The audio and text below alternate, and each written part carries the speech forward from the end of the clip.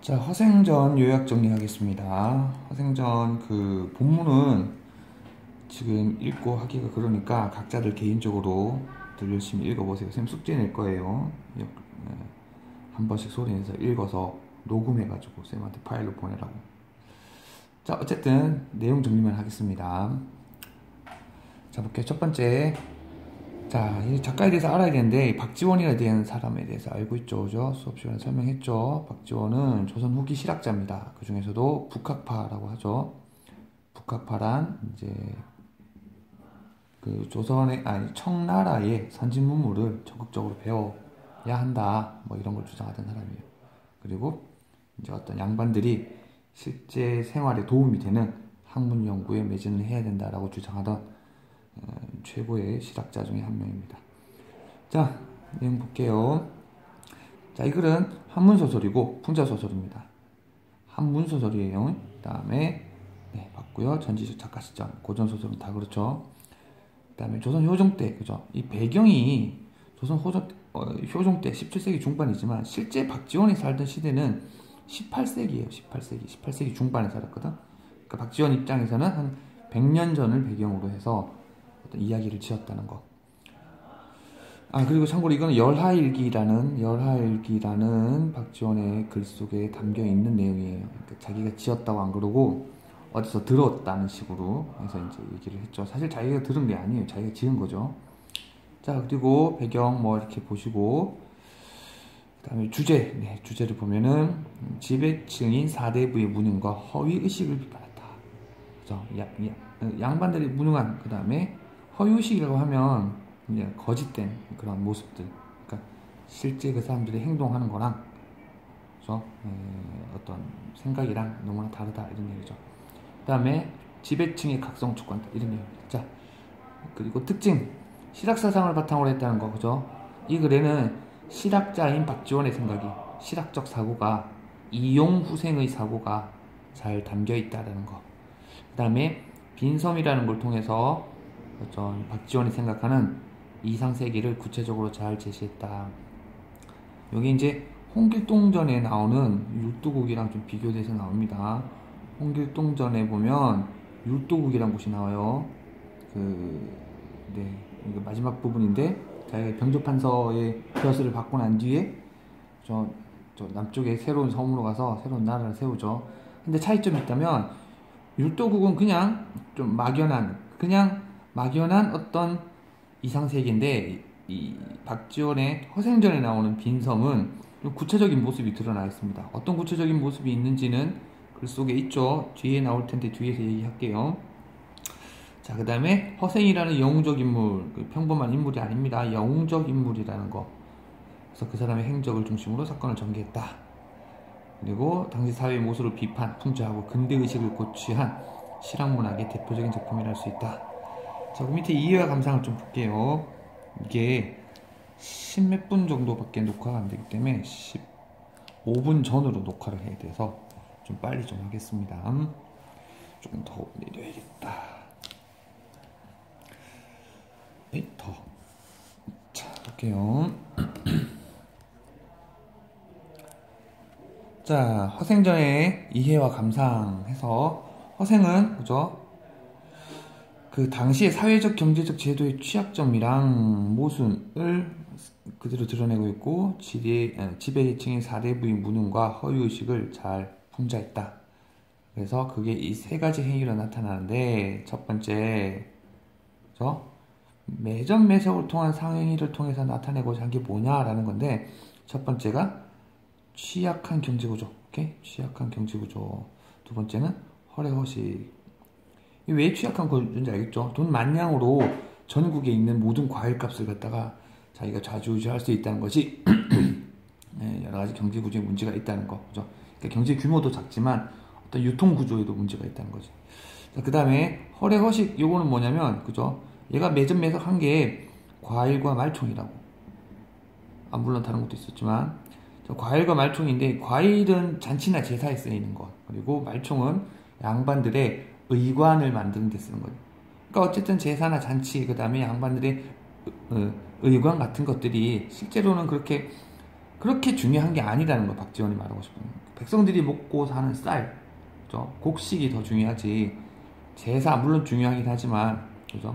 그다음에 그 양반들의 관이나 어떤 갓 같은 거 만드는 데 쓰는 말총 같은 것들이 실질적으로 중요하지 않다는 걸 비판하고자 하는 그런 의도가 담겨 있는 거로 봐야 돼요. 자, 두 번째 허생의 행위 두 번째, 그죠? 군도를 끌고 빈섬으로 들어갔다는 거. 이 빈섬이 뭘 의미하는 거냐는 건데, 그죠? 여러 가지 나오죠. 그죠? 일단 군도들이 있었다는 거는 지배층이 무능했다는 거, 그죠? 지배층이 무능해서 백성들을 잘 못 다스렸으니까 평범한 백성들이 도적이 되고, 또 하나 그 도적대가 그렇게 많은데도 그 도적을 진압하지 못했다는 거. 그죠? 어쨌든 그런 지배층의 무능함을 드러내고, 동시에 그죠? 그것들은 이제 빈민을 구제하는 그런 행동들이 나와요, 그죠? 자, 그리고 요 빈섬에서 한 게 조그만 시험이란 게 있었는데, 이건 조금 이따 얘기할게요. 조그만 시험을 자기가 했다는데 뭘 시험했는지 좀 이따 얘기하겠습니다. 그다음 세 번째, 마지막에 이완대장을 만난 장면이 나오죠. 이완대장과 만나서 대화하는 행위에서 세 가지, 그죠? 우리가 말하는 시사삼책이라고 합니다. 시사삼책이란 걸 제시하는데, 첫 번째가 뭐라 그랬어요? 그죠? 부국강병원에서 첫 번째, 인지등용을 해라, 그죠? 그러니까 자기가 와룡 선생과 같은 사람을 추천을 할 텐데, 왕이 임금이 직접 가서 삼고 처리할 수 있겠느냐라는 그런 말이 나오죠. 그래서 부국강병을 위해서는 실제로 왕의 적극적인, 그리고 뭔가 조금 실질적인 인지등용이 필요하다는 얘기입니다. 자, 그 다음에 지금 여기는 없는데, 두 번째는 뭐냐면, 니네가 명나라 후손을 그렇게 잘 챙겨주고 싶어 한다는데 실질적으로 그러지 못하지 않느냐, 이런 얘기죠, 그죠? 니네 재산을 다 뭐 주고 왕족과 결혼시키고 니네 그럴 수 있니? 라는 건데, 그건 결국 뭘 얘기하는 거냐면, 어떤 니네가 얘기하는, 여기 따로 쓸게요. 두 번째는 뭐였냐면, 니네가 얘기하는 그런 친명배청 정책이라는 게 허위적이다, 그죠? 거짓된 그런 말만 하는 행동이다, 이런 얘기죠. 친명배청 정책의 허위성, 허구성, 그죠? 허위, 뭐 허구 비슷한 말입니다. 어쨌든 말만, 실질적으로는 그렇게 못하는 이런 얘기가 나오죠. 그다음 세 번째 얘기가 나왔던 게, 그죠? 명나라 후손들과, 그 명나라 후손 중에서 거기 호걸이란 말 나오죠, 그죠? 영웅 호걸이라 그러죠. 영웅들과 만나서 결탁을 해서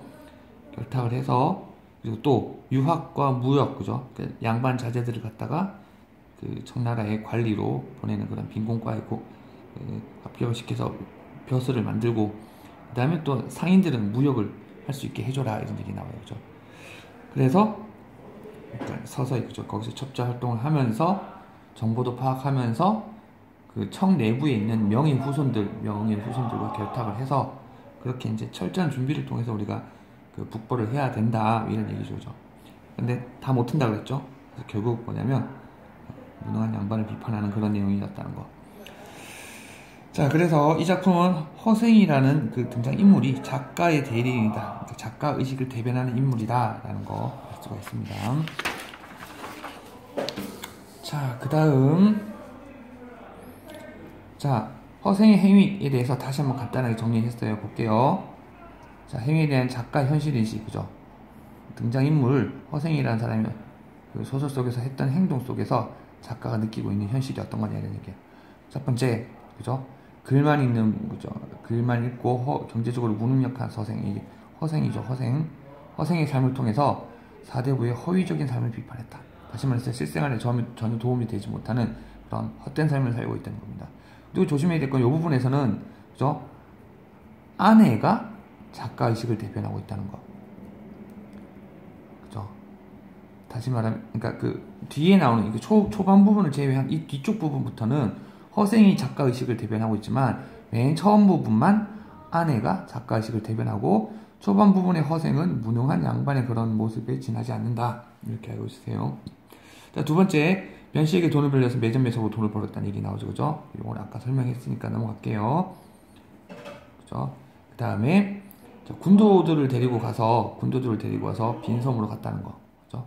여기서 이제 군도들이 많다는 게 아까 했던 얘기죠. 무능력한 양반을 비판하는 거고, 이용우생의 정책이 부재. 그러니까 이용우생이란 말이 백성들이 잘 살 수 있는 어떤 실질적인 도움이 되는 그런 정책이 없다는 얘기예요. 그래서 얘가 빈섬에서 뭘 했냐면, 여기다 쓸게요. 자, 조그만 시험이란 걸 했는데, 뭘 했냐면, 첫 번째, 무역을 했죠, 무역. 아이고, 무역 전에, 요거부터 해줘, 그죠? 그러니까 어떤 경제적으로 풍요로운 사람. 경제적 풍요. 그러니까, 백성들이 경제적으로 풍요한 그런 사회가 되어야 된다는 게 첫 번째 얘기예요, 그죠? 그리고 거기서 무역을 통해서, 그죠? 무역을 통해서 더 큰 부를 갖다 얻을 수 있었다는 거. 그 다음에 세 번째가 뭐가 나오냐면, 그죠? 글 아는 자란 말 나오죠. 글 아는 자를 뭐라 그러냐면 화근이라고 그랬어요. 그죠? 화의 뿌리다. 그러니까 나쁜 것의 근본이다. 그래서 뭐랬냐면 뭐 똑똑하고 잘난 척하는 사람들이 결국엔 어떤 사회적으로 또 지배층이 되려고 또 문제가 생길 수 있다는 얘기죠. 그래서 기본적인 것만 가르쳐라 이런 말 나오죠. 숟가락은 오른손으로 먹게끔 하고 나이 많은 사람 챙겨라 이런 얘기가 있었죠. 그래서 결국 이건 뭐였냐면 기본적인 어떤 예의 범절, 그죠? 예절들이 지켜지는 그런 사회면 충분하다는 얘기였습니다. 그러니까 뭐 아주 성리하게 사실 어찌 보면 다 예의 범절 얘기인데 그런 아주 뭐 쓸데없는 것까지 할 필요는 없다 이런 얘기였죠. 자, 그 다음에 시사 삼층 얘기가 나왔어요. 이것도 아까 했던 얘기입니다. 그 북벌론의 허구성을 비판하고 있는 그런 부분인데, 그죠? 아까 세 개 했죠? 지금 여기는 집권층이 묻는 거 허례식을 비판했다는 건데, 그죠? 얘가 제시한 거는 적극적인 인재 등용, 그 다음에, 그죠? 그, 명나라 후손에게 뭐 잘하겠다는 그런 실질적이지 못한 생각 가지지 마라, 이런 얘기였어요. 그 다음 세 번째는 청을 뒤엎기 위해서는, 그죠? 뭔가 우리가 열심히 노력해야 된다는 얘기였습니다. 그죠? 그러니까 청과 적극적인 교류를 해야 된다는 거. 교류를 통해서 뭔가 상대의 허점을 찾아야 된다, 이런 얘기였죠. 자, 그 다음에 등장인물 소개라고 있죠. 허생은 비범한 풍물을 가지고 있고 가난한 선비지만, 그죠? 처음에는 이제 가난할 때 별로 안 좋은 사람이었지만 나중에는, 그죠?